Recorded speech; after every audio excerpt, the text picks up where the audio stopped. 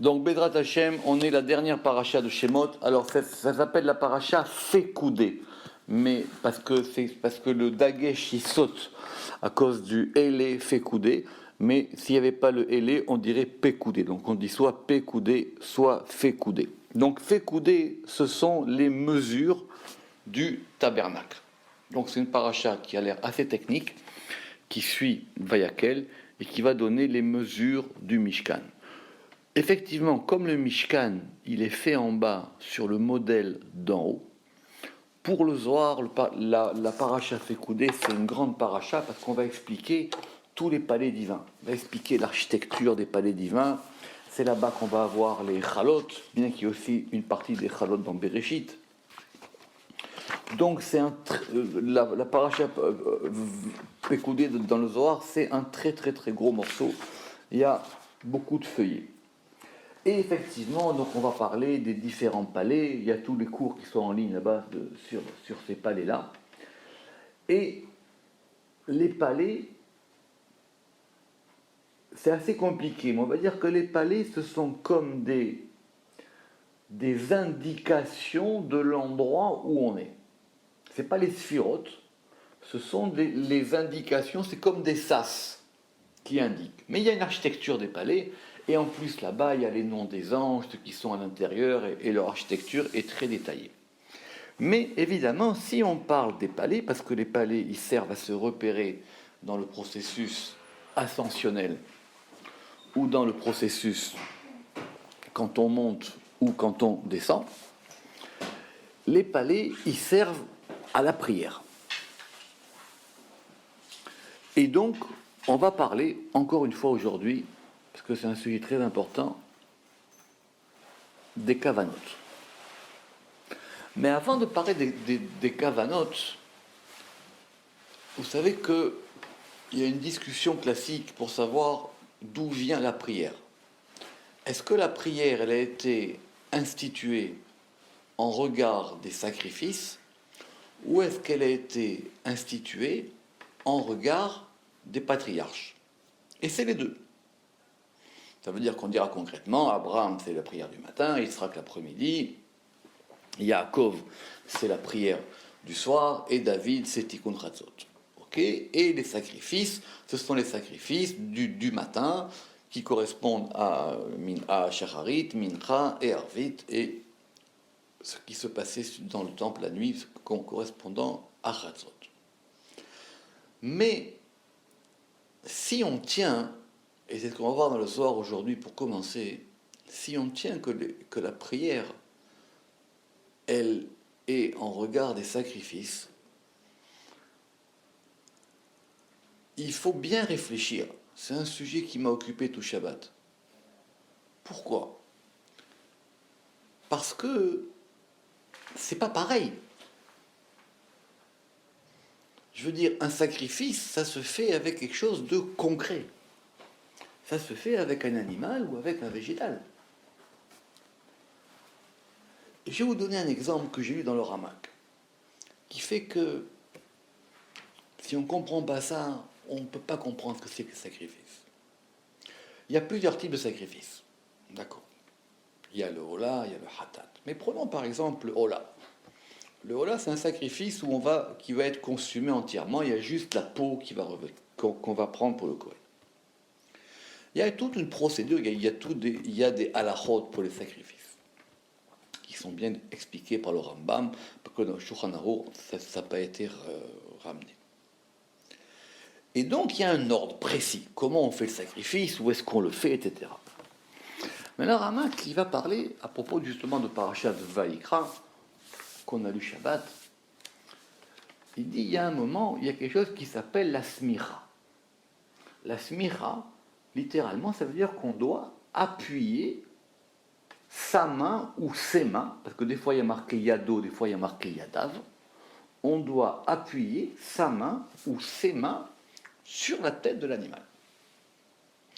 On ne fait pas évidemment le hola avec n'importe quel type d'animal, mais il faut qu'en tout cas ce soit un animal taor. On ne peut pas faire un sacrifice sur un animal qui n'est pas taor. Mais bien que il y a des animaux qu'on mange qui sont théorim, mais sur lesquels on ne peut pas faire de hola. D'accord? Par exemple, les animaux sauvages, je ne sais pas moi, le daim ou les animaux, le daim, le chevreuil, qui s'appellent des chayotes, on ne peut pas faire de sacrifice sur les chayotes. Mais on peut faire un sacrifice sur un agneau, un bœuf, voire même des volatiles. La smicha, c'est quoi? La smicha, c'est qu'on doit appuyer ses mains sur l'animal. Et quand on appuie ses mains sur l'animal, il faut qu'en même temps, on fasse le vidouille. Parce que le sacrifice, en général, bien qu'il n'y ait pas tous, il peut venir parce qu'on a soit fait une faute, ou soit qu'on a raté une mitzvah. Ça peut être aussi pour des fois, pas une faute, mais on a raté une mitzvah. On aurait pu faire une mitzvah et on ne l'a pas fait. On s'est abstenu.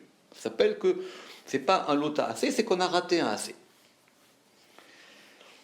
À tel point que dans la halakha, si on ne fait pas cette étape-là, le sacrifice, il est invalide.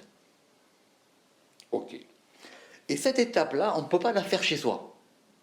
C'est-à-dire, je ne peux pas prendre un animal chez moi, je fais la smicha et le vidou, et après je l'amène au temple. Non, il faut et même si je l'ai fait, il faut que je recommence au temple. Parce que cette chose-là ne peut se faire qu'au Beth Amikdash. Et il y a marqué dans la halakha qu'il faut qu'il appuie de toute sa force. Bechol kocho. D'accord? Je ne vais pas détailler parce que ce n'est pas le sujet, bien que le soir va donner une allusion à ça. Le Rama qui dit, on va, par cette smicha de toute sa force, on transmet son âme à l'âme de l'animal. C'est pas que l'animal il est expiatoire pour nous, qu'on le jette pour les fautes. C'est qu'on va associer sa neshama à la neshama de l'animal. Ou le nefesh, ça dépend de quel degré on parle. Bonjour. On associe le degré de l'âme à l'âme de l'animal. Ça veut dire qu'on va se lier à lui. C'est pour ça que l'animal, il doit être taor. C'est pour ça que l'animal, il ne doit pas avoir de défaut. On s'associe à lui. Et pourquoi on s'associe à lui? Parce qu'il y a un ordre par lequel l'homme, il peut s'associer à l'animal. Par exemple, dans la Merkava, Yecheskel, il a vu un bœuf. Il a vu un bœuf. Donc on va s'associer à l'animal, on transmet sa neshama dans la neshama. Il dit là-bas le Ramak, c'est Besod et Lecha Nafshiesa, c'est-à-dire le psaume qu'on dit pour Nefilat Apaim, comme on a vu la dernière fois. Quelque part, on va fusionner sa neshama dans la neshama de l'animal, en faisant le vidouille, et du coup, ça va passer comme un canal par lequel la faute, elle va pouvoir être pardonnée. Donc on n'a pas idée, nous, ce que c'est les korbanot. On n'a pas idée. Parce que quand on fait la prière avec quoi? Avec un livre. Tu transmets ta neshama où dans la prière? Ok, dans les filat apaim, dans Vayavor, peut-être on va dire dans le Shema, Mesirat Nefesh, etc. Ok, on va dire que dans la tfila, il y a un acte. Il y a le talit, il y a le tefilin. Mais il n'y a pas de maasé. Donc faire attention, quand on dit que le sacrifice, que la prière est en regard du sacrifice, c'est comparable, mais c'est deux degrés complètement différents. Parce qu'on n'atteint pas ce même degré d'union ou de passage de l'influx comme on pourrait le faire avec un sacrifice. Et d'ailleurs, c'est la raison pour laquelle, quand on arrive dans les parachutes des sacrifices, les gens, ils savent quoi plus dire. À qui vous allez expliquer qu'aujourd'hui, qu'on peut passer sa neshama dans la neshama de l'animal? C'est pas quelqu'un qui a fait une faute, alors il dit, voilà, ok, j'amène un korban. Et ce korban-là, il va prendre sur mes fautes. Ça ne se passe pas comme ça. Il faut d'abord qu'il y ait quelque chose qui passe. Et ça se joue, le Rama qui dit, dans la smicha.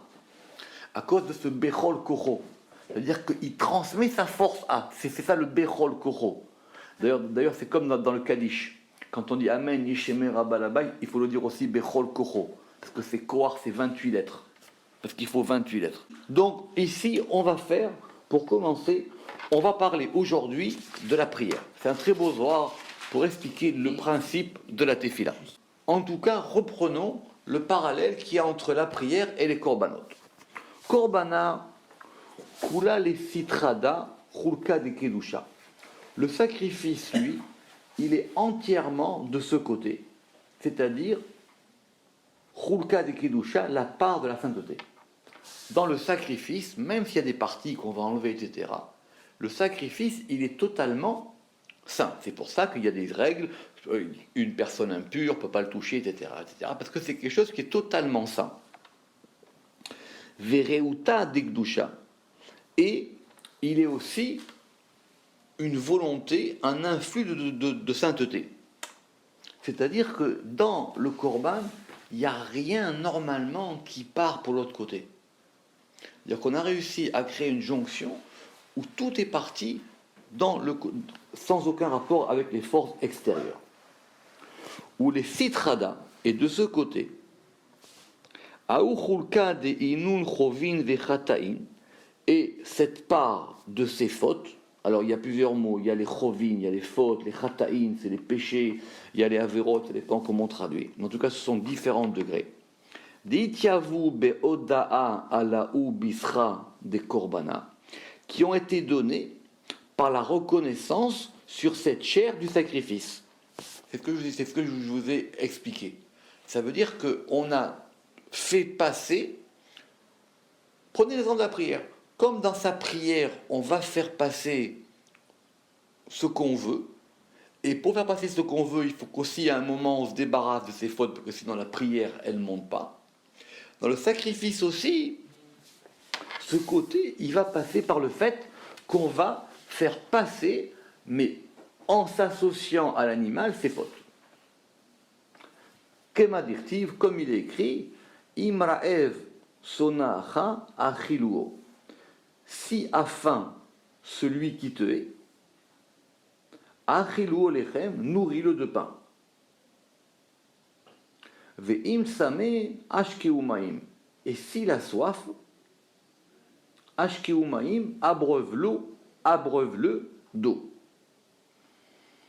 Donc,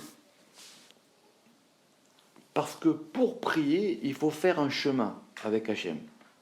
Et pour faire ce chemin, il faut se débarrasser des éléments perturbateurs. Il faut se débarrasser des forces extérieures. Alors, le roi Salomon, il dit que si ton ennemi des forces extérieures, celui qui te hait, il a faim, donne-lui à manger. Calme-le, reconnais tes fautes. Tu passeras pas sans ça. Il faut qu'à un moment tu reconnaisses. Tu reconnaisses où tu en es. Et s'il a soif, parce que la soif, c'est parce qu'il a chaud, c'est-à-dire que s'il y a trop de feu de la rigueur, alors calme-le avec de l'eau. Il faut mettre du chesed. Parce que tu attises des braises sur sa tête. Va Hachem Ishalem Lach, et Hachem, il te paiera ou il te récompensera.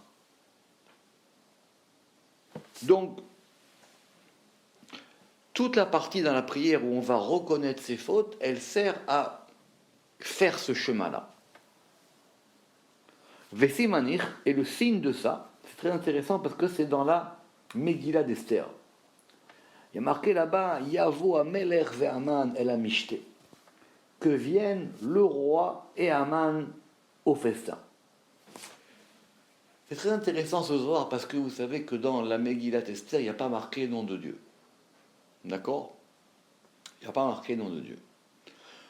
Le Harizal, il dit que le nom de Dieu, il est marqué de façon allusive dans la Megillah Esther. D'accord.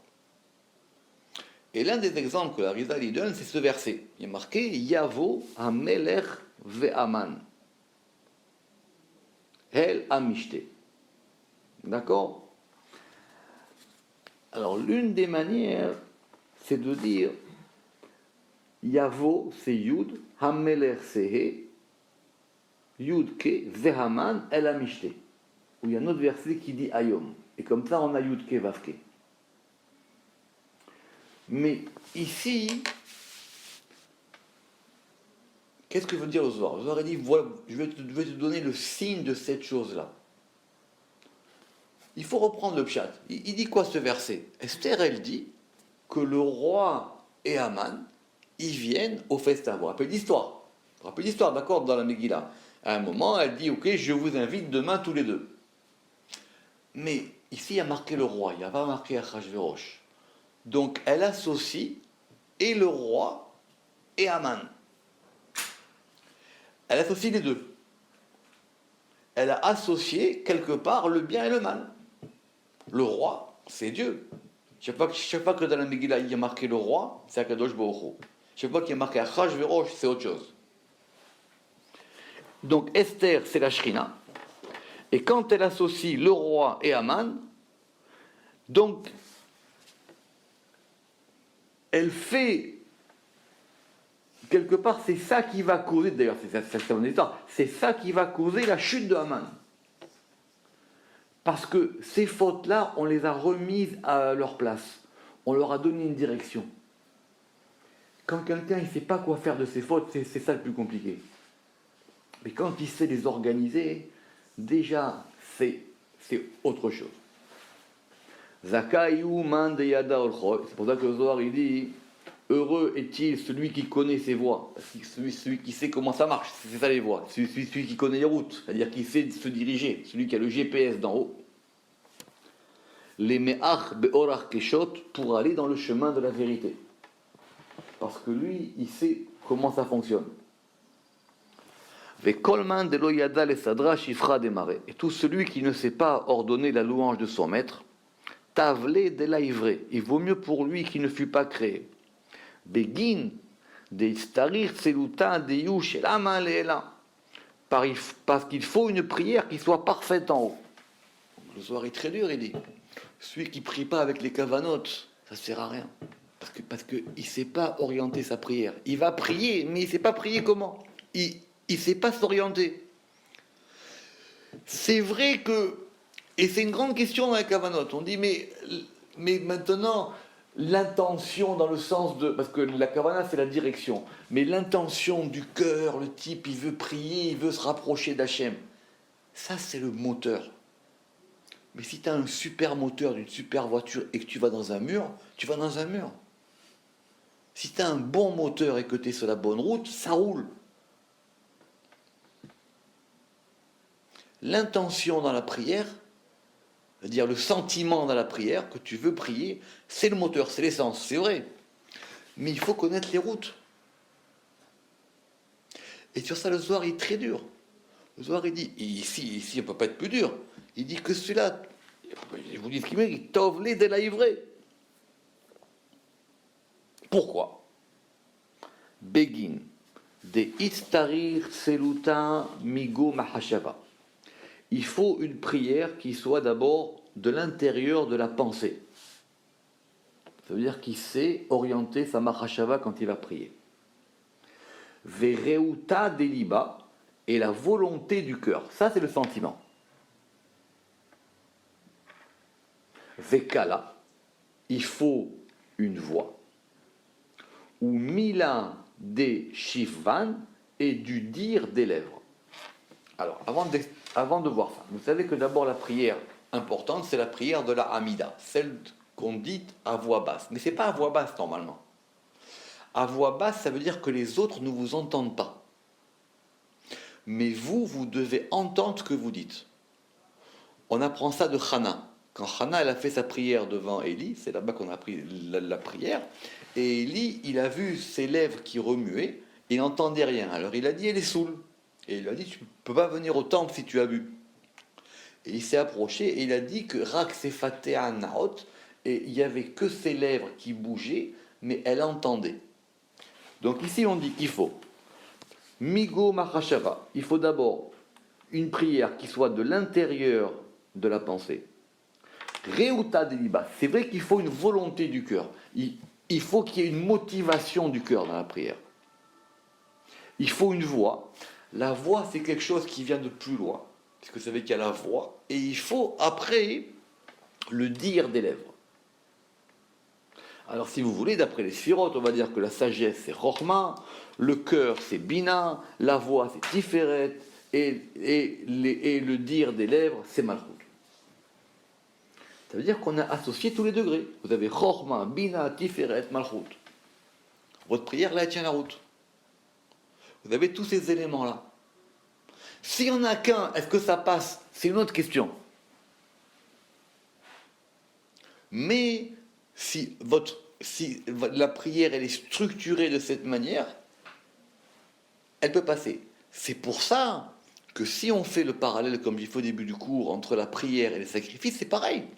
Les sacrifices, il faut aussi d'un côté des éléments techniques, c'est-à-dire si on rate une étape, il faut la refaire, il faut que tout soit là, il faut que l'animal il soit parfait, il faut qu'on soit au bon endroit, il faut que le sacrifice il soit fait sur le bon misbéar, celui qui avait plusieurs misbéar, celui qui honore, etc. Il faut qu'il y ait le Kohen, il faut qu'il y ait la personne, et il faut en même temps un moteur de tout ça. Parce que si vous avez les quatre éléments, la pensée, Chorma, le cœur qu'il y a Bina, pourquoi le cœur il y a Bina, c'est une autre question. Mais Tiferet qui est la voix et le dire des lèvres qu'il y a Malchut, ça s'appelle une Merkava. Ça s'appelle que vous avez fait un chariot. Ça s'appelle que vous avez que vous avez ce mot que j'aime pas, ça s'appelle que vous avez un véhicule. Vous avez un véhicule, vous avez quelque chose qui va permettre de véhiculer. Alors peut-être qu'un des quatre il suffit. Mais si un des quatre il suffit, ça s'appelle simplement en cas d'extrême urgence, quoi. Mais c'est pas la véritable manière. D'ailleurs, le Zohar il dit, s'il n'y a pas ça, ça s'appelle pas de la perfection. Les me'ebat shlimu vekishura, pour réaliser la perfection et la tâche, veyichuda le'ela, et l'unité en haut, qui est ravna de iu le'ela, de la manière dont elle est en haut. Vous lirez les notes. J'ai refait un véhicule, j'ai refait Yudke Vavke, j'ai réorganisé les choses. C'est-à-dire que ma prière, elle est figurée en bas sur le modèle d'en haut. Ça veut dire que vous avez la clé qui correspond à la serrure. Retenez, c'est une phrase claire du Zohar. Zaka iu mandeyada orchoy. Celui qui connaît ses voies. Il a le GPS, il sait comment ça marche, il connaît les routes. Il a le GR8, il a tout ce que vous voulez, il sait comment ça fonctionne. Vous connaissez l'histoire de l'Agmara. Il y avait ses prières, elles étaient toujours acceptées. Il disait, comment ça marche? Il dit, quand je fais ma prière, si les mots ils me viennent naturellement, je sais que ça passe. Il savait comment ça marchait. Si les mots ils me viennent pas, je sais que ça passe pas. Je sais que j'ai un blocage. Keravna denafka shilimu me'ela letata. De la manière dont la perfection elle sort de l'en haut vers l'en bas. Achitz tarich mitata le'ela. Ainsi il se doit de l'en bas vers l'en haut. Les kashra tishra kedaka yut. Il faut que l'influx qui descend, si on veut le faire remonter, on connaisse le chemin. On sait comment ça fonctionne. C'est vrai que si vous ne ressentez pas les kavanotes et que vous les faites de façon purement mécanique, ça pose un problème. Mais c'est un autre problème. C'est soit le problème de celui qui a que du sentiment et qui ne sait pas comment ça marche, et celui qui a que de la technique et qui ne sait pas comment ça marche, mais c'est comme dans la musique. Vous avez des virtuoses sans cœur et vous avez des gens qui ont du cœur mais qui ne savent pas jouer. C'est pour ça que le roi David, il avait une harpe. Et il était au son de cette harpe. Il écoutait comment cette harpe, elle jouait. Il écoutait une musique et il la reproduisait. Il était à l'écoute de cette musique. Alors il dit, mais ça, c'est pas donné à tout le monde. Raza, c'est un mystère. Les Chavraya, qui est donné aux amis, aux compagnons. Vous savez ce qu'on appelle les compagnons, c'est-à-dire ce sont ceux qui sont dans les cercles de l'étude du Sod. Deichun be'orach mishar, pour qu'ils aillent dans le droit chemin. C'est marqué ici, c'est mes fourrages d'un Zohar. C'est un secret qui est donné à des initiés parce qu'eux, ils savent se diriger.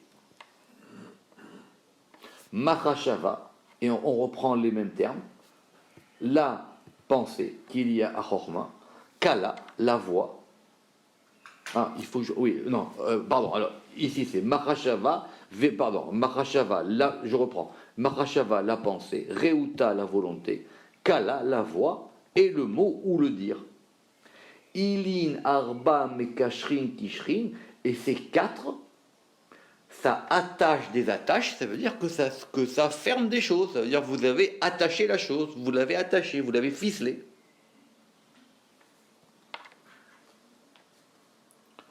Les bâtards des Kashir qui shrin kouleu kechada. Et après qu'ils ont attaché toutes les attaches ensemble, une fois qu'on a fait ce chariot, itavidu kula retirachada, comme je vous ai dit, ça va former un char.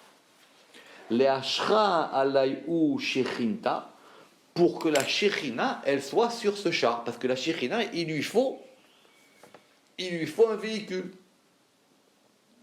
Il lui faut un élément. Ça, concrètement, c'est lié à un palais qui s'appelle le palais de l'amour. Ça s'appelle Echal Ahava. C'est la note 17. Or, ce palais de l'amour, il est composé de 4 lettres. Aleph, He, Bet, E. C'est la note 17, vous regarderez.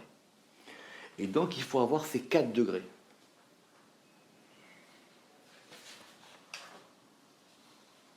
Veitavedu kula les bâtards arba samrin, et ils forment tous ensemble 4 soutiens. 4 soutiens, ça veut dire 4 piliers.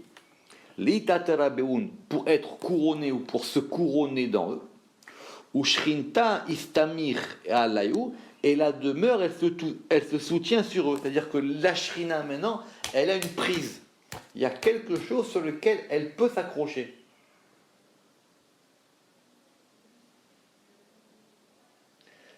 C'est comme il dit les Tikkun HaZohar. Il dit que ceux qui arrivent à ça, des fois la Shrina c'est comme un oiseau, elle va de nid en nid, elle va de synagogue en synagogue, ou comme c'est marqué dans le Tikkun HaZohar, parce qu'elle ne trouve pas son lieu, ou elle va de maison d'études en maison d'études, et des fois elle trouve un endroit, et là elle va faire son nid.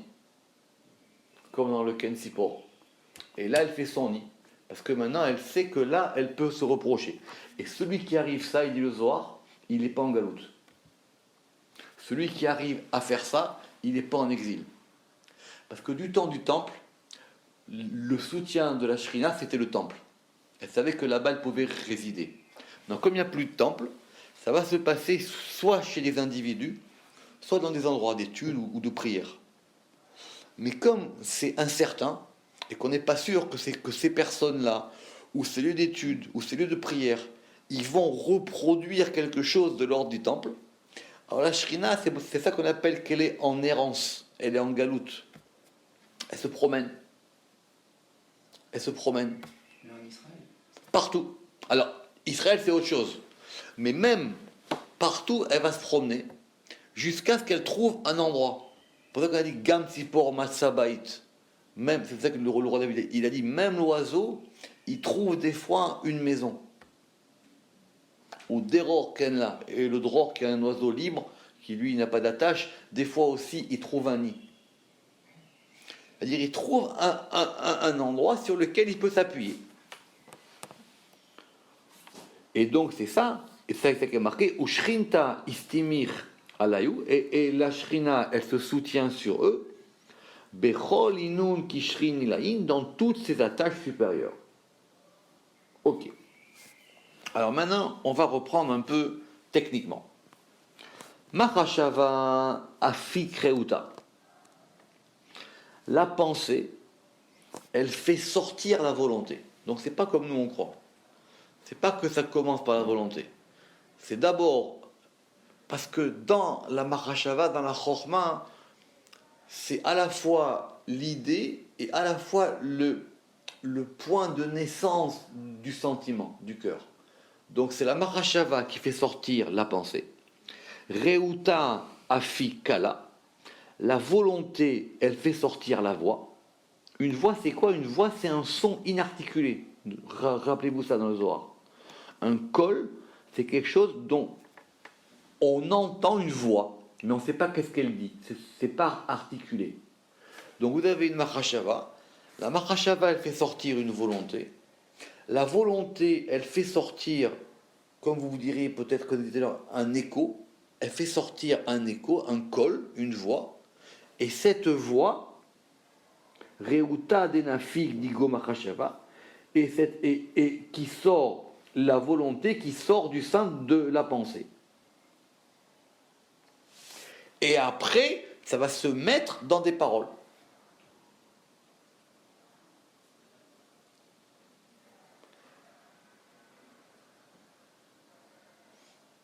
Donc la Mahashava, c'est le fait de recevoir un influx. Vous recevez un influx, cet influx, il va déclencher une volonté, et cette volonté, elle fait sortir une voix.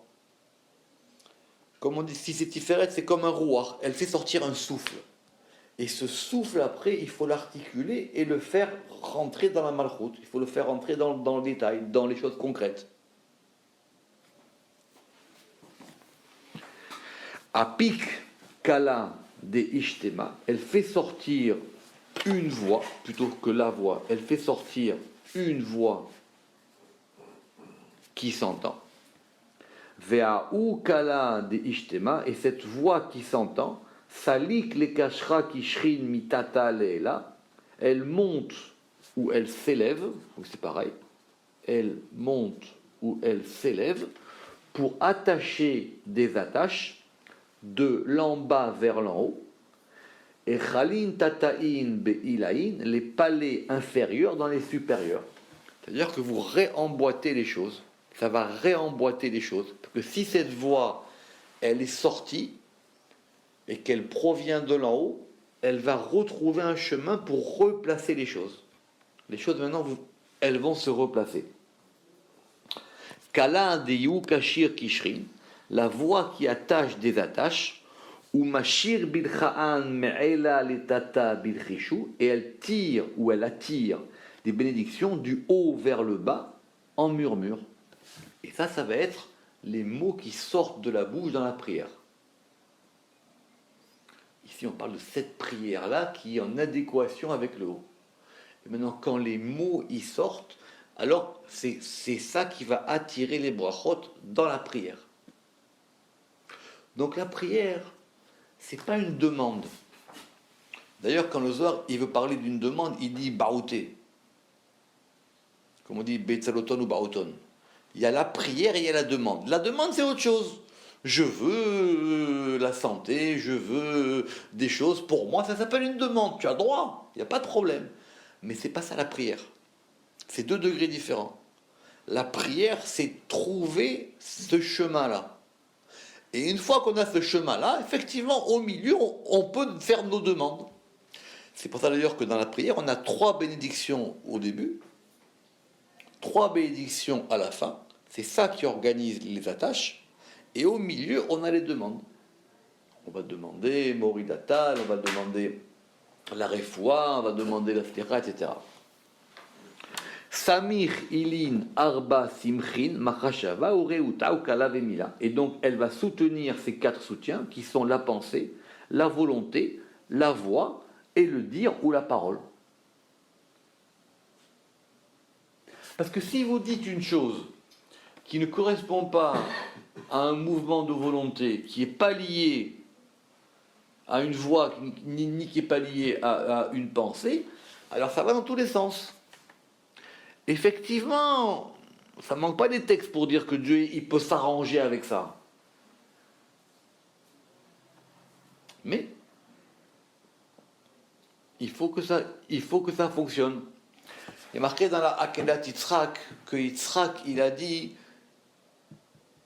il y a le feu, il y a Esh ve'etzim, il dit il y a le feu et il y a les bois, mais où est-ce qu'il est l'agneau pour le Ola? Où est-ce qu'il est l'agneau pour le sacrifice? Et Abraham, il a répondu Hachem Yirele, Hachem Yirelo. Et Dieu, il verra pour lui. Le Zohar, il dit ça veut dire quoi ça? Ça veut dire que Yitzhak, il savait que pour faire un sacrifice, il fallait 3 éléments. Il a dit, il en manque un. Donc ça ne marchera pas. Abraham, il lui a répondu, ce troisième élément, on verra ce dont Dieu a besoin. Soit c'est toi, Yitzhak, et je devrais te sacrifier, ou soit Hachem, il trouvera quelque chose. Mais il faut trois éléments. Donc Yitzhak, il a dit, ça ne marche pas ton affaire, il faut trois choses. Inéa Esh Ve'etzim, voilà, il y a le feu, il y a le bois, il avait le couteau, et il manque un élément. D'ailleurs, là-bas aussi, ça fait quatre. Hein. Esh Ve'etzim Ve'amacheretz. D'accord, et le C. Et il manque un élément. C'est Michou Bekiyuma de Kishura, donc c'est un soutien dans le maintien du lieu. Oui, parce qu'il faut que votre bâtiment y tienne. Si vous avez des murs en paille, ça ne marche pas. Atar de Chula Itkacher Be Kechada, le lieu où tout est attaché en un ou ensemble. Ve'itavedu Kulahad, et tout ça ne forme qu'un. Alors évidemment, si vous arrivez à ça, hein, c'est le degré le plus haut, évidemment. Donc le Zohar, il va conclure en disant Zakai ou Barnage, des Kachar, Kishrin, des marais. Heureux est l'homme qui attache les attaches de son maître, parce que lui, il sait comment attacher les choses pour que ça tienne. Vesamir smichin kedakayeut, et il soutient les soutiens comme il se doit. Ça veut dire il sait organiser les choses comme il faut. Veit kavin, c'est ça la kavana, et il se dirige Bechol inin milin deka amra, dans toutes ces paroles qu'on a dites. C'est-à-dire, il sait comment organiser tout ça.